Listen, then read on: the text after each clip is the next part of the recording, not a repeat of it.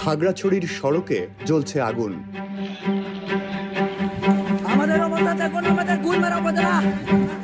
অন্যদিকে একজনের ভিডিওতে দেখা গেল পুড়ছে গুইমারা উপজেলার বেশ কিছু বাড়িঘর। ভিডিও ধারণকারী অভিযোগ করছেন সেখানে বসবাসরত বাঙালি সম্প্রদায়ের ওপর। এই দৃশ্যগুলো 28 সেপ্টেম্বর রবিবারের।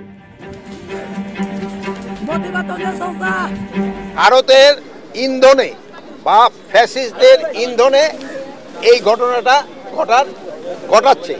তা আমরা এটা যেন ঘটাতে না পারে এই জন্য আমরা আমাদের সর্বাত্মক ব্যবস্থা নিচ্ছি এবং আমাদের যে উপদেষ্টা মানে প্রদীপ ভাই এবং পার্বত্য চট্টগ্রামের যে উপদেষ্টা উনি ওই জায়গায় আছেন, উনি এই জিনিসটাও দেখতেছেন, উনি আইন শৃঙ্খলা বাহিনী এবং লোকাল লিডারদের সাথে কথা বলছেন।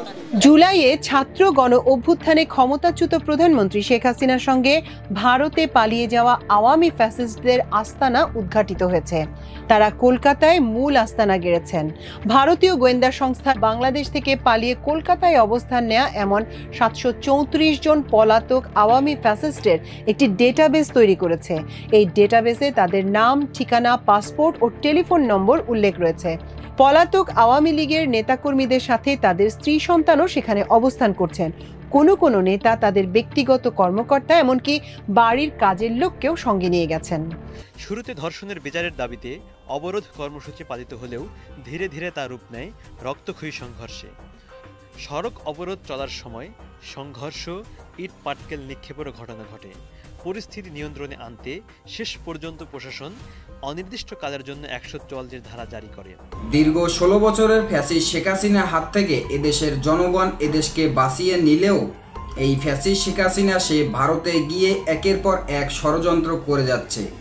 আর ইতিমধ্যেই এই ফ্যাসিস্ট শেখ হাসিনা ও পলাতক আওয়ামী লীগের নেতাকর্মীরা কলকাতায় আস্তানা গেড়ে তারা এই খাগড়াছড়িতে ভয়াবহ ষড়যন্ত্রে মেতে উঠেছে।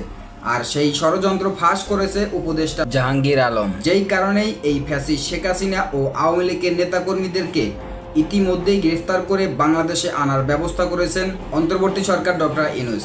সে বিষয়ে দেখেছেন ভিডিও শুরুতে কিছু অংশ, এবার দেখবেন সম্পূর্ণ ভিডিও জুড়ে বিস্তারিত। তার আগে ভিডিও অন করে যারা সাবস্ক্রাইব করেছেন তাদেরকে ধন্যবাদ, আর যারা এখনও সাবস্ক্রাইব করেন নাই তাদের কাছে অনুরোধ সাবস্ক্রাইব করে পাশে থাকা বেল আইকনটি বাজিয়ে দেবেন।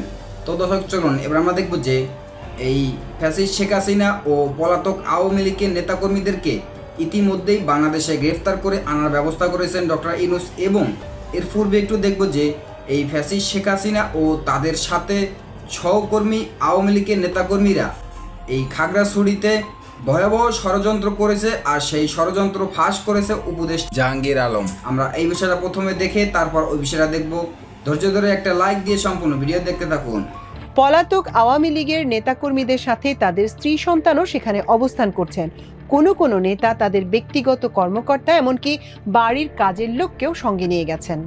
শুরুতে ধর্ষণের বিচারের দাবিতে অবরোধ কর্মসূচি পালিত হলেও ধীরে ধীরে তা রূপ নেয় রক্তক্ষয়ী সংঘর্ষে। সড়ক অবরোধ চলার সময় সংঘর্ষ, ইট পাটকেল নিক্ষেপেরও ঘটনা ঘটে। পরিস্থিতি নিয়ন্ত্রণে আনতে শেষ পর্যন্ত প্রশাসন অনির্দিষ্টকালের জন্য 144 ধারা জারি করে। সেদিন সিঙ্গিনালায় এক স্কুল ছাত্রীকে অচেতন অবস্থায় উদ্ধার করে পরিবার। অভিযোগ রয়েছে দুই দুর্বৃত্ত ওই শিক্ষার্থীকে ধর্ষণ করে ফেলে যায়। পরে শয়নশীল নামে একজনকে আটক করে পুলিশ। পরদিন ধর্ষণের প্রতিবাদে শহরে ছাত্র জনতার বিক্ষোভ থেকে বৃহস্পতিবার জেলা জুড়ে সড়ক অবরোধের ডাক দেয়া হয়। 3 পার্বত্য জেলায় নারীর প্রতি সহিংসতা বন্ধ ও অভিযুক্তদের বিরুদ্ধে দৃষ্টান্তমূলক শাস্তি নিশ্চিত করার দাবিতে শুক্রবার শহরে মহাসমাবেশ ডাকা হয়। সেই কর্মসূচির অন্যতম সংগঠক উক্কনু মারমাকে আইন শৃঙ্খলা রক্ষাকারী বাহিনী বৃহস্পতিবার রাতে আটক করে। পরে উপজাতি পাহাড়িদের চাপে তাকে ছেড়ে দেয়া হয়। এ ঘটনার জেরে শুক্রবার মহাসমাবেশ থেকে আইন শৃঙ্খলা রক্ষাকারী বাহিনীর একটি গাড়িতে হামলা করা হয়। জুম্মাও ছাত্র জনতার মুখপাত্র উক্কনু মারমা দাবি করেন, তারা শান্তিপূর্ণ অবরোধ পালন করলেও কিছু দুষ্কৃতকারী তাদের অবরোধকে প্রশ্নবিদ্ধ করার চেষ্টা করছে। তবে অভিযোগ রয়েছে, পাহাড়িদের এই আন্দোলনের ফায়দা নিচ্ছে পলাতক আওয়ামী লীগ ও পাশের দেশ ভারত। 5 আগস্টের আগে পাহাড়ে কোনো সহিংসতা হয়নি। 5 আগস্ট স্বৈরাচারী হাসিনার পতনের পর ভারতে পালিয়ে আওয়ামী সন্ত্রাসীরা এর সুযোগ নিয়ে পাহাড়ে নতুন করে অশান্তি সৃষ্টির পায়তারা করছে বলে ধারণা স্থানীয়দের। 5 আগস্টের পর থেকে আমরা বিভিন্ন সময় পার্বত্য চট্টগ্রামের সাম্প্রদায়িক সম্প্রীতি বিনষ্টের কর্মকাণ্ড দেখে আসছি। 5 আগস্টের পূর্বে এ ধরনের সাম্প্রদায়িক বিশৃঙ্খলা আমরা দেখতে পাইনি, কিন্তু এখন আমরা দেখতে পাচ্ছি পাহাড়ে এই উচ্ছৃঙ্খলতা বেড়ে গেছে। আমরা মনে করি পতিত হাসিনা এবং তার দোসররা ভারতের ইন্ধনে নতুন করে পার্বত্য চট্টগ্রামে অশান্তি সৃষ্টি করছে। তারা আরও জানায়, বিভিন্ন ধর্মীয় উৎসব এলেই পাহাড়ে সহিংসতা লাগে। তাদের ধারণা, ভারতের ইশারায় এসব করছে পলাতক লীগের নেতাকর্মীরা। পলাতক আওয়ামী নেতাদের নাম ঠিকানা সংবলিত এই ডেটাবেসে তাদের পরিবারের সদস্যদের তথ্য সন্নিবেশ করা হয়েছে। ভারতে অবস্থান করা এসব নেতার মধ্যে কয়েকজন ইতোমধ্যেই গণমাধ্যমে কথাও বলেছেন। তাদের কেউ কেউ পালিয়ে যাওয়ার কথাও স্বীকার করেছেন। কয়েকজনকে বিভিন্ন বিদেশি গণমাধ্যম সহ সামাজিক যোগাযোগ মাধ্যমে নিয়মিত টকশোতে অংশ নিয়ে বাংলাদেশের বর্তমান সরকারের কঠোর সমালোচনা করতে দেখা যাচ্ছে। অনুসন্ধানে আরও জানা গেছে, পলাতক নেতাদের কাছে বাংলাদেশি পাসপোর্ট রয়েছে। বাংলাদেশ সরকারের তরফ থেকে এসব নেতার পাসপোর্ট 5 আগস্টের পরপরই বাতিল করা হয়েছে। এরপরও এই পাসপোর্ট তারা কিভাবে পেয়েছে তা রহস্যজনক। আরও জানা গেছে, ভারতীয় গোয়েন্দা সংস্থার সঙ্গে যোগাযোগ ও সমন্বয় করছেন 2 পলাতক সেনা কর্মকর্তা, লেফটেন্যান্ট জেনারেল অবসরপ্রাপ্ত মুজিব ও লেফটেন্যান্ট জেনারেল অবসরপ্রাপ্ত আকবর হোসেন। অনুসন্ধানে এও জানা গেছে, পলাতকরা দীর্ঘদিন ধরে ভারতে বিপুল অর্থ পাচার করেছেন। আওয়ামী লীগের নেতাকর্মীদের প্রথম দিকে শহরের পার্ক, মার্কেট সহ বিভিন্ন স্থানে প্রকাশ্যে চলাফেরা করতে দেখা গেলেও বর্তমানে তাদের চলাচল সীমিত করা হয়েছে। সংশ্লিষ্ট কূটনৈতিক সূত্রগুলো জানিয়েছে, এসব নেতার ছবি সামাজিক যোগাযোগ মাধ্যমে ভাইরাল হওয়ার পর তাদের উপর কড়াকড়ি আরোপ করা হয়েছে। এ কারণেই তাদের নির্দিষ্ট কিছু এলাকার বাইরে আর দেখা যাচ্ছে না। এদিকে কলকাতায় অবস্থিত আওয়ামী লীগের নেতাদের একাধিক সূত্র আমার দেশকে জানিয়েছে, এসব নেতার পারিবারিক ব্যয়ের প্রায় পুরোটাই নিয়মিত বাংলাদেশ থেকে যাচ্ছে। এর সিংহভাগ হুন্ডির মাধ্যমে যায় বলে সূত্রগুলো নিশ্চিত করেছে। পলাতক শেখ হাসিনার আশ্রয় হয়েছে দিল্লির অভিজাত লুটিয়েন্স বাংলো জোনের সুরক্ষিত একটি বাড়িতে। বাকি আওয়ামী নেতারা আস্তানা গেড়েছেন কলকাতায়। ওবায়দুল কাদের, শেখ সেলিম, মোফাজ্জল হোসেন চৌধুরী মায়া ও আসাদুজ্জামান খান কামালের মতো ক্ষমতাচ্যুত মন্ত্রী ও শীর্ষ নেতা থেকে শুরু করে একেবারে ইউনিয়ন পর্যায়ের অনেক নেতার বসবাস এখন কলকাতায়। জুলাই গণহত্যা এবং বিগত 15 বছর ধরে গুম, খুন, নির্যাতন, বেপরোয়া দুর্নীতি সহ নানা অপকর্মে জড়িত এসব আওয়ামী লীগ নেতার পাশাপাশি আওয়ামী সরকারের শীর্ষ আমলা, পদস্থ পুলিশ কর্মকর্তা, নির্বাচন কমিশনার, সরকারি আইনজীবী সহ মানবতা বিরোধী অপরাধে অভিযুক্ত সামরিক বাহিনীর শীর্ষ জেনারেলরাও আশ্রয় নিয়েছেন কলকাতায়। আমার দেশের অনুসন্ধানে এসব তথ্য বেরিয়ে এসেছে। অনুসন্ধানে জানা গেছে, গত 10 আগস্ট পর্যন্ত ভারতের গোয়েন্দা সংস্থার এই ডেটাবেসে অন্তত 734 জনের তথ্য উপাত্ত সংরক্ষণ করা হয়েছে। ডেটাবেসে প্রত্যেকের নামের পাশাপাশি তার পিতা বা স্বামী স্ত্রীর নাম, বাংলাদেশি পাসপোর্ট নাম্বার, দলীয় পদপদবি, বাংলাদেশের স্থায়ী ঠিকানা, কলকাতার বর্তমান ঠিকানা সহ তারা যে ফোন নম্বরটি ব্যবহার করছেন তা সবিস্তারে সংরক্ষণ করা হচ্ছে। সংশ্লিষ্ট গোয়েন্দা ও কূটনৈতিক সূত্রগুলো বলছে, এই ডেটাবেসে প্রতিদিন যুক্ত হচ্ছে নতুন নতুন নাম। কলকাতায় আস্তানা গাড়া প্রত্যেকেই ভারতীয় গোয়েন্দা সংস্থার সার্বক্ষণিক নজরদারিতে রয়েছেন। বাংলাদেশ থেকে পালিয়ে যারাই ভারতে আশ্রয় নিয়েছেন তারা কেউই যেন গোয়েন্দা নেটওয়ার্কের বাইরে না থাকেন তা নিশ্চিত করতে চাইছে ভারতের ডিপ স্টেট। ইতোমধ্যেই প্রত্যেকের জন্য বৈধ বাংলাদেশি পাসপোর্ট নিশ্চিত করা হয়েছে, যা রীতিমতো রহস্যের জন্ম দিয়েছে। অধিকাংশ অবৈধভাবে ভারতে প্রবেশ করেছেন, অথচ তাদের প্রত্যেকের হাতে এখন বৈধ বাংলাদেশি পাসপোর্ট।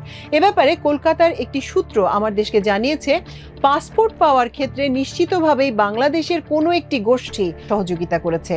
এদিকে অনুসন্ধানে জানা গেছে, কলকাতার অভিজাত এলাকা থেকে শুরু করে শহরতলিতে আশ্রয় নিয়েছেন পালিয়ে যাওয়া আওয়ামী ফ্যাসিস্টরা। কেউ কেউ বাড়ি ভাড়া করে স্ত্রী সন্তানদের রীতিমতো সংসার পেতে বসেছেন। অনেকে তাদের কাজের লোক পর্যন্ত নিয়ে গেছেন বাংলাদেশ থেকে। অনেকে আবার থাকছেন হোটেল ভাড়া করে। তবে আওয়ামী লীগ, যুবলীগ ও নিষিদ্ধ ছাত্রলীগের সাধারণ নেতারা রুম ভাড়া নিয়ে মেস সিস্টেমে থাকছেন। ভারতীয় ডেটাবেসের তথ্য অনুযায়ী আওয়ামী লীগের সাধারণ সম্পাদক ও সাবেক সেতু মন্ত্রী ওবায়দুল কাদের তার স্ত্রী ইশরাতুন্নেসা কাদেরকে নিয়ে PS-110 থাকদারি নিউ টাউন কলকাতায় ঠিকানায় অবস্থান করছেন। তার হাতে এখন যে বাংলাদেশি পাসপোর্টটি রয়েছে তার নম্বর D00010759। ওবায়দুল কাদের কলকাতায় যে মোবাইল সিম ব্যবহার করছেন তার নম্বর 919330341810।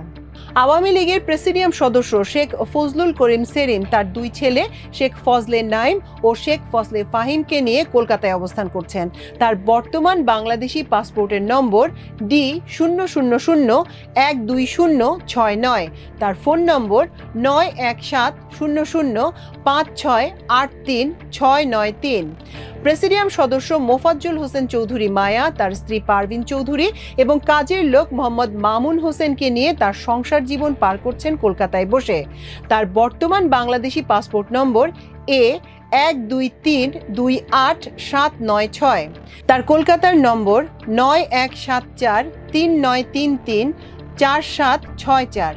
প্রেসিডিয়াম সদস্য ও সাবেক মন্ত্রী জাহাঙ্গীর কবির নানক, তার স্ত্রী সাইয়েদা আঞ্জুমান বানু, মেয়ে আমরিন রাখি, জামাতা মোহাম্মদ নাজমুল ইসলাম, নাতি আফফান সিদ্দিক, নাতনি মেজরিশ কবির, নাতি নাজির ওয়াজদি আসওয়াত, APS অপূর্ব ত্রিপুরা এবং PS মাসুদুর রহমান বিপ্লবকে নিয়ে কলকাতায় বসবাস করছেন।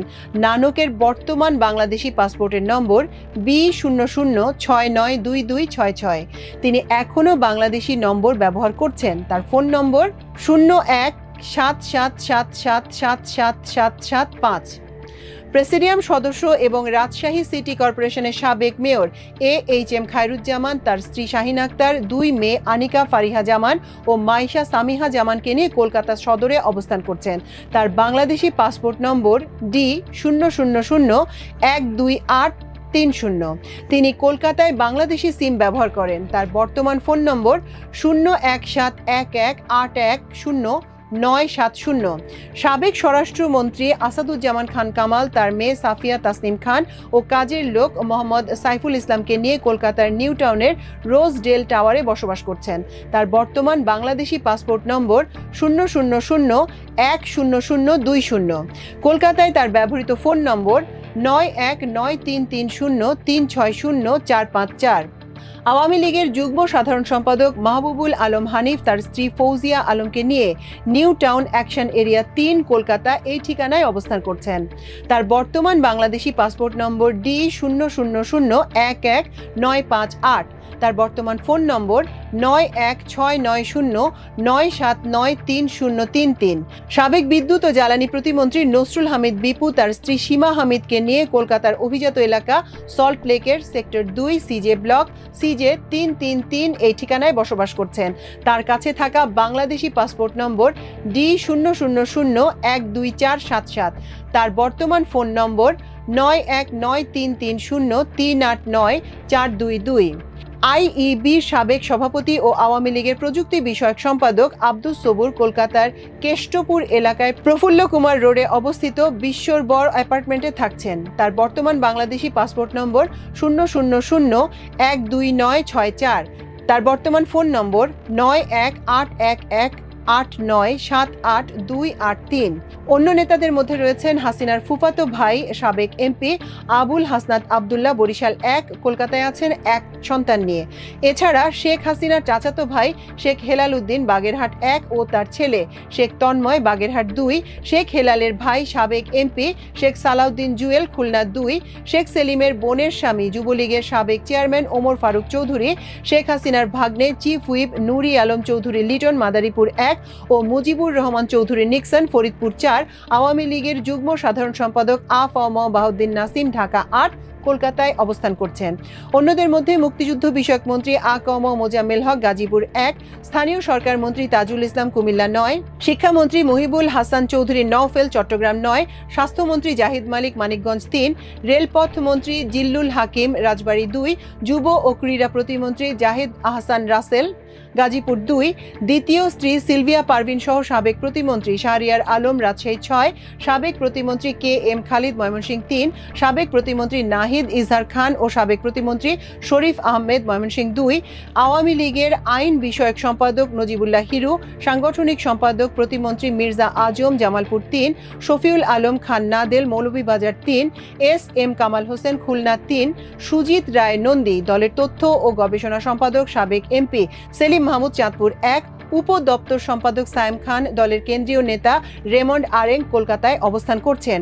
ঢাকা দক্ষিণ সিটি কর্পোরেশনের সাবেক মেয়র সাইদ খোকন ঢাকা 6, সাবেক এমপি মৃণাল কান্তি দাস মুন্সিগঞ্জ 3, সাবেক এমপি অসীম কুমার উকিল নেত্রকোনা 3 ও তার স্ত্রী অপু উকিল, সাবেক এমপি ওমর ফারুক চৌধুরী রাজশাহী 1, কুজেন্দ্র লাল ত্রিপুরা খাগড়াছড়ি, সাবেক হুইপ নজরুল ইসলাম বাবু নারায়ণগঞ্জ 2, সাবেক হুইপ সাইমুম সরওয়ার কমল কক্সবাজার 3, আকম বাহুদ্দিন বাহার কুমিল্লা 6, তাহসিন বাহার সূচনা, সাবেক মেয়র কুসিক আলী আসগর টগর চুয়াডাঙ্গা 2, শিবলি সাদিক দিনাজপুর 3, মাহমুদ হাসান রিপন গাইবান্ধা 5, ওয়ার্কার্স পার্টির সাবেক সাধারণ সম্পাদক ফজলে হোসেন বাদশাহ রাজশাহী 2, আয়েন উদ্দিন রাজশাহী 3, তানভীর শাকিল জয় সিরাজগঞ্জ 1, হাবিবে মিল্লাত সিরাজগঞ্জ 2, আকরামুল হক সিরাজগঞ্জ 2, সাইফুজ্জামান শিখর মাগুরা 1, বীরেন শিকদার মাগুরা 2, এইচ এম বদিউজ্জামান সোহাগ বাগেরহাট 4, আক্তারুজ্জামান খুলনা 6, সাবেক সিসি নুরুল হুদার ভাগ্নে এস এম শাহজাদা পটুয়াখালী 3, ধন্যবাদ এতক্ষণ সাথে থাকার জন্য।